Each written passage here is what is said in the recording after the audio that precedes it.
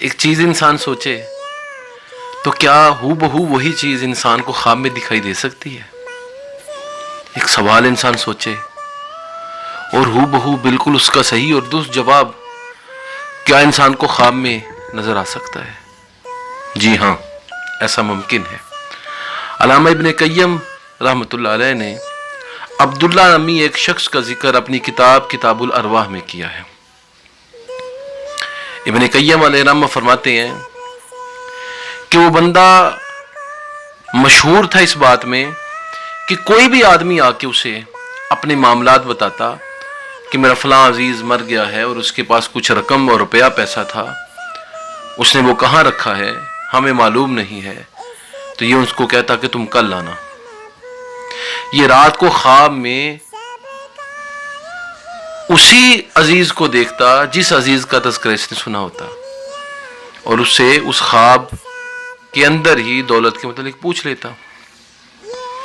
अगले दिन जब लोग आते तो ये उनको बता देता तुम्हारी दौलत फलां फलां जगह पर पड़ी है, और वो जाकर देखते तो बिल्कुल हूबहू इसकी बात सच निकलती थी। अल्लामा इब्न कय्यम कहते हैं ये तो कोई हैरानकुन बात नहीं, दो ऐसे वाक़यात हुए जो इससे भी ज्यादा हैरानकुन हैं।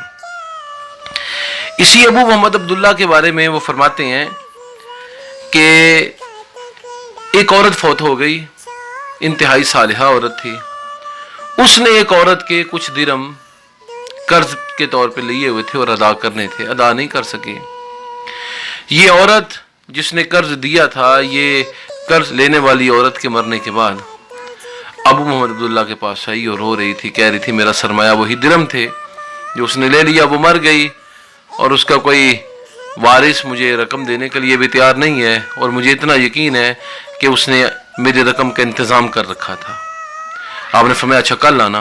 रात को आप सोए और आपने उसी औरत को ख्वाब में देखा तो उसने बताया कि मेरे घर की छत पर एक छड़ी पड़ी हुई है बांस की, और उसके अंदर मैंने रुई डाल के 8 दिरहम डाले और उसके ऊपर फिर रुई डाल रखी है, तो वहां से ये औरत अपना कर्ज ले सकती है।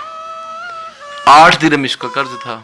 सुबह जब ये औरत आई, अबू मोहम्मद अब्दुल्ला जो बहुत बड़े मुअब्बिर भी थे और इल्म ख्वाब के आलिम भी थे, उन्होंने ये जब चीज़ बताई तो ये औरत छत पर चढ़ी और वहाँ पर देखा एक बांस की लकड़ी थी, उसके अंदर रुई ठोंसी हुई थी, रुई निकाली, दिरहम थे 8 के 8 पूरे थे। तो यूं अबू मोहम्मद अब्दुल्ला का वो ख्वाब वाला मामला बिल्कुल दुरुस्त साबित हुआ।